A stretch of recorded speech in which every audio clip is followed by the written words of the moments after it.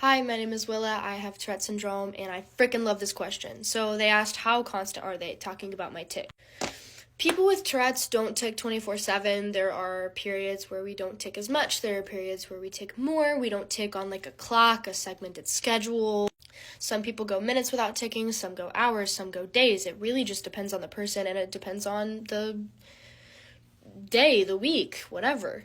There are lots of factors that go into it, like caffeine consumption, like whether you took your meds today, how much sleep you got, the environment, the lighting, the sounds, a lot of different things. But my videos also can sometimes misconstrue how much I actually tick in a given period of time. If you watch my explanation videos, you know that I don't actually tick that often. When I do, I usually only tick like once or twice or 3 times per video, like 2 to 3 minute video, sometimes not at all. Whereas in my class videos, the videos where I do Tourette's in class, it can look like it's a lot more frequent because of the way that I edit the videos. I edit the spaces in between my ticks out, and so it looks like it's just one tick after another, after another, after another, after another. When that is not the case. And the reality is I've edited 20 to 50 minutes of footage down from the lecture and taken out all of the spaces in between, but that can lead to it being misconstrued, the idea that I tick that often, that quickly, when that is not the case. As you can see here, I'm not ticking that much. I can get lots of sentences out without being super interrupted. And so it is important to me that people know that we don't tick that often. And I also get fake claimed a lot because people say, oh, you shouldn't be ticking that much. You shouldn't be ticking that much that closely. And I'm like, I kind of have to sit back and be like, how do they not realize that this is edited down? Because clearly I'm not reaching for the camera every time that I tick.